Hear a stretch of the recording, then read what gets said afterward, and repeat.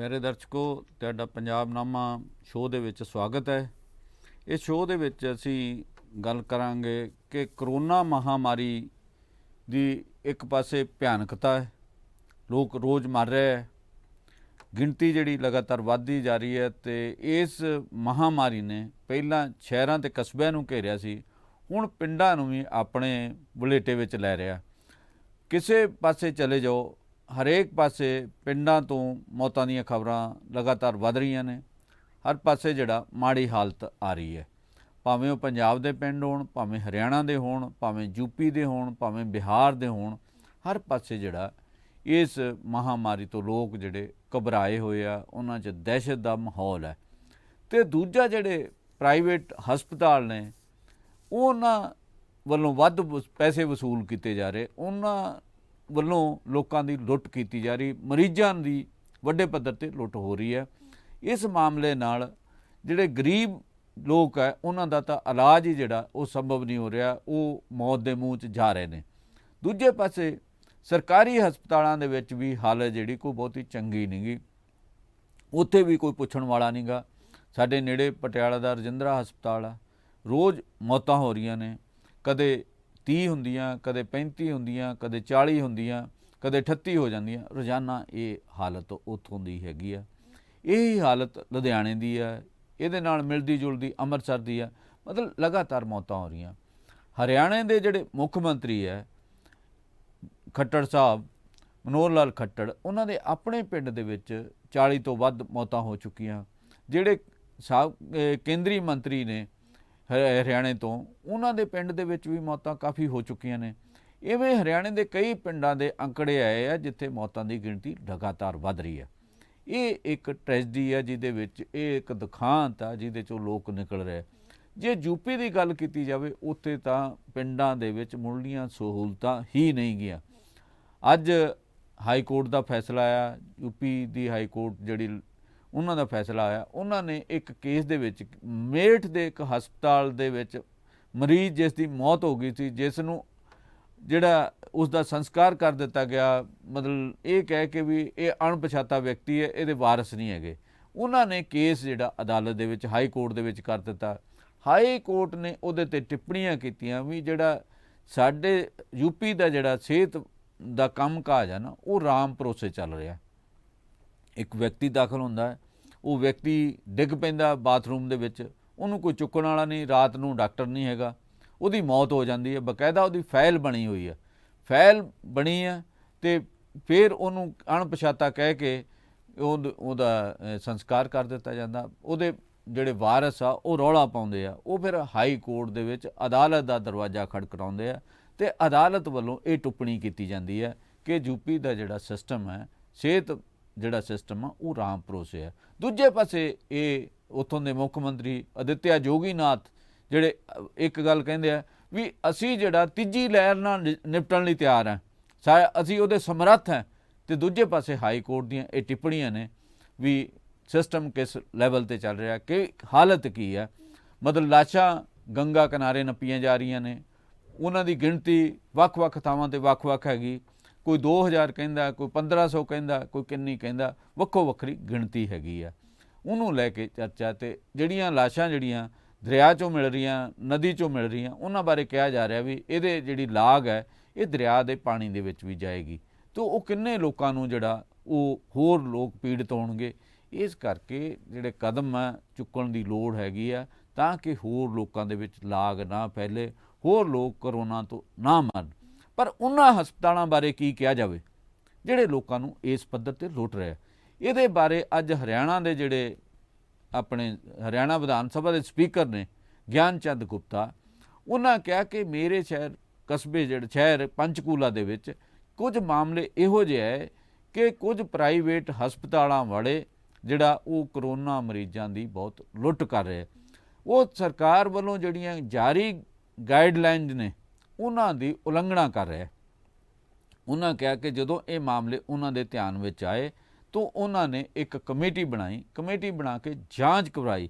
ਉਹਨਾਂ ਕਿਹਾ ਕਿ ਇੱਕ ਹਸਪਤਾਲ ਪਾਰਸ ਹਸਪਤਾਲ ਆ ਜਿਹੜਾ, ਉਹਨੇ ਇੱਕ ਮਰੀਜ਼ ਨੂੰ ਜਿਹੜਾ 7 ਲੱਖ ਦੇ ਕਰੀਬ ਦਾ ਬਿੱਲ ਦੇ ਦਿੱਤਾ। ਜਦੋਂ ਪੁੱਛਿਆ ਗਿਆ ਕਮੇਟੀ ਨੇ ਜਾਂਚ ਕੀਤੀ ਵੀ ਇਹ ਇੰਨਾ ਬਿੱਲ ਕਿੱਥੋਂ ਦਿੱਤਾ ਤੁਸੀਂ, ਉਹਨਾਂ ਕਿਹਾ ਜੀ ਇਹ ਪ੍ਰੋਵੀਜ਼ਨਲ ਬਿੱਲ ਹੈ। ਤੇ ਉਹਨਾਂ ਕਿਹਾ ਅਸਲੀ ਬਿੱਲ ਉਸ ਕਮੇਟੀ ਨੂੰ ਦਿੱਤਾ ਗਿਆ 2,90,000 ਦਾ। ਇੰਨਾ ਫਰਕ ਆ। ਇਹ ਇੰਨਾ ਫਰਕ ਕਿੱਥੋਂ ਪਿਆ? ਉਹਨਾਂ ਕਿਹਾ ਵੀ ਇਸੇ ਮਰੀਜ਼ ਨੂੰ ਇੱਕ ਆਕਸੀਮੀਟਰ ਜਿਹੜਾ ਪਹਿਲਾਂ ਦਿੱਤਾ ਗਿਆ ਉਹ 1800 ਦਾ, ਦੂਜਾ 2500 ਦਾ ਦਿੱਤਾ ਗਿਆ। ਦਵਾਈਆਂ ਜਿਹੜੀਆਂ ਦਿੱਤੀਆਂ ਗਈਆਂ ਉਹ ਮਾਰਕੀਟ ਨੂੰ 3 ਗੁਣਾ ਤੱਕ ਰੇਟ ਦੀਆਂ ਸੀਗੀਆਂ। ਹੁਣ ਮਤਲਬ ਇਹ ਮਾਮਲੇ ਦੇ ਵਿੱਚ ਉਸ ਕਮੇਟੀ ਦੀਆਂ ਫਾਈਂਡਿੰਗ ਜਿਹੜੀਆਂ ਆ ਰਹੀਆਂ। 2 ਮਾਮਲਿਆਂ ਦੇ ਵਿੱਚ ਹੋਰ ਉਹਨਾਂ ਕਿਹਾ ਕਿ ਜਿੱਥੇ ਸਰਕਾਰੀ ਇੰਸ਼ੋਰੈਂਸ ਹੋਈ ਆ ਉਹਦੇ ਵਿੱਚ ਬਿੱਲ 11-11 ਲੱਖ ਦੇ ਬਣੇ ਆ, ਇਹ ਤੋਂ ਵੀ ਵੱਧ ਦੇ ਬਣੇ ਆ। ਉਹਨਾਂ ਕਿਹਾ ਵੀ ਉਹਨਾਂ ਨੇ ਇਸ ਮੁੱਦੇ ਦੇ ਉੱਪਰ ਸਰਕਾਰ ਨੂੰ ਸੁਝਾਅ ਦੇਣਗੇ। ਅੱਜ ਹੀ ਉਹ ਮੁੱਖ ਮੰਤਰੀ ਤੇ ਸਿਹਤ ਮੰਤਰੀ ਨੂੰ ਵੀ ਇੱਕ ਚਿੱਠੀ ਲਿਖ ਰਿਹਾ, ਉਹਦੇ 'ਚ ਕਹਿਣਗੇ ਕਿ ਸੂਬੇ ਦੇ ਸਾਰੇ ਪ੍ਰਾਈਵੇਟ ਹਸਪਤਾਲਾਂ ਦੀ ਜਾਂਚ ਕਰਵਾਈ ਜਾਵੇ, ਹਸਪਤਾਲਾਂ ਦੇ ਵਿੱਚ ਇੱਕ ਰੇਟ ਲਿਸਟ ਜਾਵੇ, ਲੱਗੇ ਕਿ ਲੋਕਾਂ ਦਾ ਇਸ ਰੇਟ ਦੇ ਉੱਪਰ ਇਲਾਜ ਕੀਤਾ ਜਾਏਗਾ, ਉਹ ਤੋਂ ਵੱਧ ਰੇਟ ਨਹੀਂ ਚਾਰਜ ਕੀਤੇ ਜਾਣਗੇ। ਇਹਦੇ ਬਾਰੇ ਫੌਰੀ ਕਦਮ ਚੁੱਕੇ ਜਾਣ। ਇਹ ਵੀ ਉੱਥੇ ਨੋਟਸ ਦੇ ਵਿੱਚ ਆਇਆ ਵੀ ਡਿਪਟੀ ਕਮਿਸ਼ਨਰ ਜਿਹੜੇ ਉਹ ਖੁਦ ਨੋਟਸ ਲੈ ਕੇ ਇਸ ਮਾਮਲੇ ਦੇ ਵਿੱਚ ਦਖਲ ਅੰਦਾਜ਼ੀ ਕਰ ਸਕਦੇ। ਰਵਾੜੀ ਦੇ 2 ਹਸਪਤਾਲ ਹੈ, ਉਹਨਾਂ ਦੀ ਮਾਨਤਾ ਜਿਹੜੀ ਰੱਦ ਕੀਤੀ ਗਈ ਪਿਛਲੇ ਦਿਨਾਂ ਦੇ ਵਿੱਚ। ਇਸ ਕਰਕੇ ਬਾਕੀ ਡਿਪਟੀ ਕਮਿਸ਼ਨਰਾਂ ਨੂੰ ਵੀ ਜਾਗਣਾ ਚਾਹੀਦਾ, ਉਹਨਾਂ ਨੂੰ ਵੀ ਕਦਮ ਚੁੱਕਣੇ ਚਾਹੀਦੇ। ਉਹਨਾਂ ਕਿਹਾ ਕਿ ਹਰਿਆਣਾ ਸਰਕਾਰ ਇਸ ਮੁੱਦੇ ਦੇ ਉੱਪਰ ਫੌਰੀ ਕਾਰਵਾਈ ਕਰੇਗੀ। ਉਹਨਾਂ ਕਿਹਾ ਵੀ ਮੈਂ ਆਪਣੇ ਇਲਾਕੇ ਦੇ ਵਿੱਚ ਆ ਨਹੀਂ ਕਰਾਂਗਾ ਤੇ ਮੈਂ ਜਿਹੜੇ ਵਿਧਾਇਕ ਨੇ, ਜਿਹੜੇ ਵੱਖ-ਵੱਖ ਕਮੇਟੀਆਂ ਦੇ ਮੈਂਬਰ ਨੇ, ਉਹਨਾਂ ਨੂੰ ਵੀ ਕਹਾਂਗਾ ਕਿ ਉਹ ਵੀ ਆਪਣੇ ਇਲਾਕੇ ਦੇ ਵਿੱਚ ਸਰਗਰਮ ਹੋਣ। ਜਿਹੜੇ ਮਰੀਜ਼ ਹੈ, ਕਰੋਨਾ ਪੀੜਤ ਨੇ, ਜਿਹੜੇ ਪਹਿਲਾਂ ਦੁਖੀ ਨੇ, ਉਹਨਾਂ ਨੂੰ ਲੁੱਟ ਤੋਂ ਬਚਾਉਣ।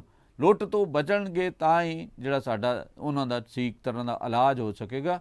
ਇਹ ਵੀ ਪੁੱਛਿਆ ਗਿਆ ਕਿ ਗਰੀਬਾਂ ਦੇ ਇਲਾਜ ਦਾ ਕੀ ਬਣੇਗਾ। 18,000 ਕਿਹੜਾ ਗਰੀਬ ਦੇ ਸਕਦਾ ਜਿਹੜਾ ਤੁਸੀਂ ਰੇਟ ਤੁਹਾਡੀ ਸਰਕਾਰ ਨੇ ਮਿਥੇ ਹੈ। ਉਹਦੇ ਵਿੱਚ ਕਿਹਾ ਗਿਆ ਕਿ ਉਹ ਸਰਕਾਰੀ ਹਸਪਤਾਲਾਂ ਤੋਂ ਇਲਾਜ ਕਰਾਉਣ।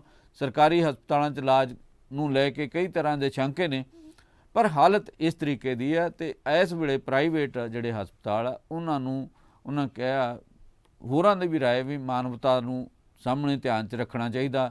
ਮੁਨਾਫਾ ਹੀ ਇੱਕ ਮਨੋਰਥ ਨਹੀਂ ਹੋਣਾ ਚਾਹੀਦਾ। ਲੋਕਾਂ ਦੀ ਸੇਵਾ ਕਰਨ ਦਾ ਵੀ ਕੋਈ ਮੰਤਵ ਹੋਣਾ ਚਾਹੀਦਾ ਵੀ ਲੋਕਾਂ ਦੀ ਸੇਵਾ ਕੀਤੀ ਜਾਵੇ ਤਾਂ ਕਿ ਲੋਕ ਇਸ ਕਰੋਨਾ ਮਹਾਮਾਰੀ ਤੋਂ ਬਚ ਸਕਣ। ਇਹ ਨਾ ਹੋਵੇ ਕਿ ਹਸਪਤਾਲ ਵੀ ਉਹਨਾਂ ਦੀ ਜਾਨ ਦਾ ਖੌਅ ਬਣ ਜਾਣ। ਇਸ ਕਰਕੇ ਇਸ ਮੁੱਦੇ ਦੇ ਉੱਪਰ ਉਹਨਾਂ ਕਿਹਾ ਵੀ ਅਸੀਂ ਕਦਮ ਚੁੱਕਾਂਗੇ ਤੇ ਹਰਿਆਣਾ ਸਰਕਾਰ ਇਹਦੇ ਵਿੱਚ ਸਖਤੀ ਨਾਲ ਕਦਮ ਚੁੱਕੇਗੀ। ਇਹ ਮਾਮਲੇ ਜਿਹੜੇ ਆ ਉਹਨਾਂ ਅੱਜ ਜਿਹੜੇ ਆ ਮੀਡੀਆ ਨੂੰ ਕਿਹਾ ਵੀ ਤੁਸੀਂ ਵੀ ਸਹਿਯੋਗ ਕਰੋ ਤੇ ਰਲ ਮਿਲ ਕੇ ਇਹ ਮਾਮਲੇ ਉਠਾਏ ਜਾਣ ਤੇ ਜਿਹੜਾ ਪ੍ਰਸ਼ਾਸਨ ਆ ਉਹਨੂੰ ਵੀ ਸਰਗਰਮ ਕੀਤਾ ਜਾਏਗਾ ਤਾਂ ਕਿ ਕਰੋਨਾ ਪੀੜਤਾਂ ਦੀ ਲੁੱਟ ਜਿਹੜੀ ਉਹ ਨਾ ਹੋਵੇ। ਆਓ ਹੁਣ ਉਹਨਾਂ ਨੇ ਅੱਜ ਇਸ ਵੀਡੀਓ ਦੇ ਵਿੱਚ ਕੀ ਕਿਹਾ ਉਹ ਤੁਹਾਡੇ ਨਾਲ ਸਾਂਝਾ ਕਰਦੇ ਹਾਂ ਤੇ ਆਸ ਹੈ ਕਿ ਇਸ ਵੀਡੀਓ ਦੇ ਨਾਲ ਖਤਮ ਹੋਣ ਨਾਲ ਹੀ ਸਾਡਾ ਜਿਹੜਾ ਅੱਜ ਦਾ ਪ੍ਰੋਗਰਾਮ ਜਿਹੜਾ ਪੰਜਾਬਨਾਮਾ ਉਹ ਖਤਮ ਹੋਏਗਾ। ਤੇ ਆਓ ਸੁਣਦੇ ਹਾਂ ਗਿਆਨ ਚੰਦ ਗੁਪਤਾ ਹੋਣਾ ਨੇ ਇਸ ਪ੍ਰੈਸ ਕਾਨਫਰੰਸ ਦੇ ਵਿੱਚ ਕੀ ਵਿਚਾਰ ਸਾਂਝੇ ਕੀਤੇ। 1000 रुपया severe sickness ICU without ventilator 13,000 रुपया, very severe sickness ICU with ventilator care 15,000 रुपया। तो इस प्रकार से और जो NABH के रेट हैं वो आइसोलेशन बेड्स के लिए 10,000 रुपये, ICU विदाउट वेंटिलेटर 15,000 रुपये और ICU विद वेंटिलेटर केयर 18,000 रुपये। इसके साथ साथ कुछ गाइडलाइंस भी उन्होंने दी। एक दो चीज़ें जो मैं आपसे बताना चाहूँगा कि ये जो रेट्स हैं, इन रेट्स के अंदर the rates will include the cost of medical care of underlying comorbid conditions including supportive care and cost of medications thereof for the duration of care for COVID-19. Since many of the COVID-19 patients have conditions such as hypertension, diabetes, cardiovascular problems, etc., the charges for medical care of such comorbidities will be a part of the package. अर्थात इनका कोई extra वो charge नहीं करेंगे। The hospital shall provide seamless and hassle free service to the patients suffering from COVID-19 shall extend all normal courtesies and facilitate admission, treatment, counseling of relatives, discharge, etc. to patients without any delay or denial of medical facilities. तो इस प्रकार की instructions सरकार की तरफ से दी गई है। और इसके अलावा however this will not include the experimental therapies, that is remdesivir etc. ये जो इंजेक्शन जो 2-3 हैं इनके बीच में इंक्लूडेड नहीं है। यहाँ पंचकुला के अंदर कोविड पेशेंट्स की तरफ से कुछ कंप्लेंट्स आई थी कि यहाँ प्राइवेट हॉस्पिटल्स के अंदर ओवरचार्जिंग हो रही है, और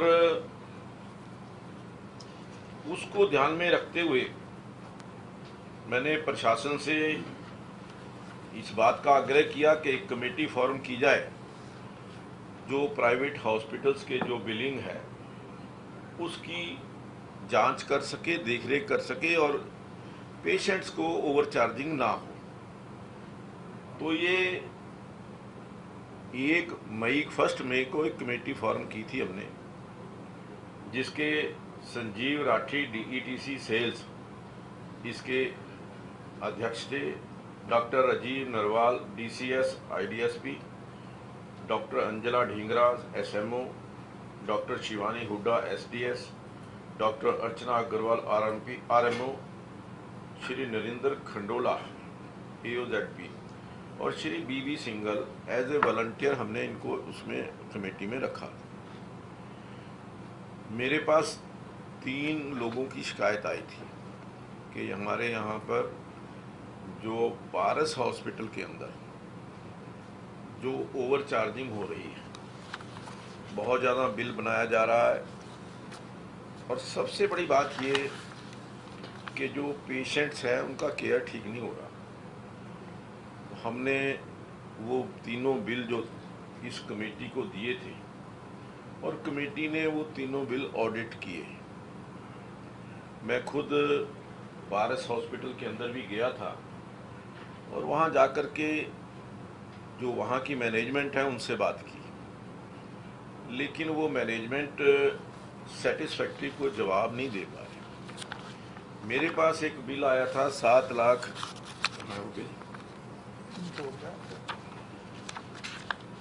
ये बिल था ये बिल है जो प्रोविजनल बिल है 7,59,831 रुपये 11 पैसे का बिल, प्रोविजनल बिल जो उन्होंने कहा कि ये हमने उनको दिया।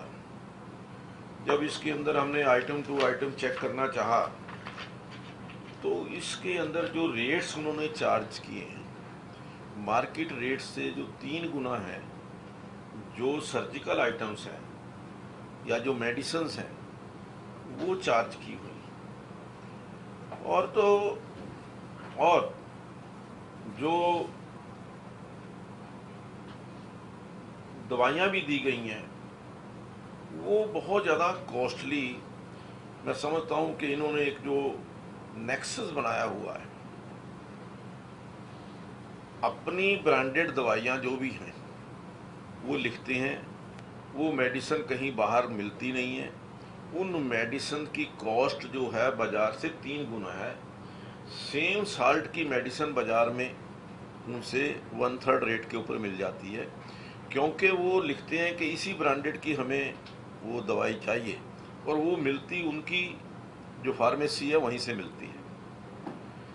तो वो फार्मेसी से दवाई पेशेंट को लेनी पड़ती है और 3 गुना आइटम, 3 गुना रेट वो वहाँ पर दे करके आते हैं। ये सारी चीज़ें वहाँ जाने के बाद हमने ऑब्ज़र्व की कि किस प्रकार से जो पेशेंट्स हैं, जो कोरोनाग्रस्त हैं, जो मैं समझता हूँ कि पीड़ित हैं, उनको किस प्रकार से जो प्राइवेट हॉस्पिटल्स हैं वो और ज़्यादा तकलीफ़ देने का काम कर रहे हैं। जो मैंने बताया कि मेरे पास ये शिकायत आई थी, एक पेशेंट हैं जोग ध्यान, इनका बेटा मेरे पास आया था कि मेरे पास बिल आया है 7,59,831 रुपये का, और मैं बिल दे नहीं पा रहा। मेरे पास 3 लाख रुपए थे, 2,95,000 वो मैंने जमा करा दिए।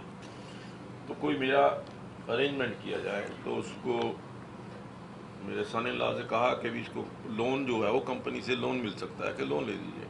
वो इंतज़ार वगैरह करते थे। फिर मैंने कहा कि नहीं, ये जा कर के हमें एक बार हॉस्टल में देखना चाहिए। तो वहाँ गए तो उन्होंने वो जो वहाँ की मैनेजमेंट थी, उन्होंने कहा कि ये हमने प्रोविज़नल बिल दिया है। मैंने कहा भी प्रोविज़नल, इसके ऊपर प्रोविज़नल बिल आपने लिखा है, प्रोविज़नल बिल और ओरिजिनल बिल के अंदर कितना फ़र्क हो सकता है? कोई 5% होगा, 2% होगा, 10% होगा। नहीं, उन्होंने कहा ठीक। उसके नेक्स्ट डे ही उन्होंने जो ओरिजिनल बिल बना करके दिया है वो 2,90,000 रुपये। जो 7,59,000 का बिल था वो 2,90,000 का हो गया। ये बिल की जो उन्होंने रिवायत दिया वो भी मेरे पास है, जो पहला बिल है वो भी इस प्रकार। तो इस प्रकार से जो प्राइवेट हॉस्पिटल्स जो कोविड पेशेंट्स का शोषण कर रहे हैं, मैं तो चाहूँगा कि उनके खिलाफ सख्त से सख्त कार्रवाई होनी चाहिए। उनका लाइसेंस कैंसिल होना चाहिए, उनके अगेंस्ट FIR होनी चाहिए, उनको जो भी मैक्सिमम पेनल्टी जो है उनके ऊपर लगनी चाहिए। एक जो हमने ये जो कमेटी बनाई थी, कमेटी की रिपोर्ट जो है वो कल सबमिट हुई है। वो मैं आपको बताना चाहता हूँ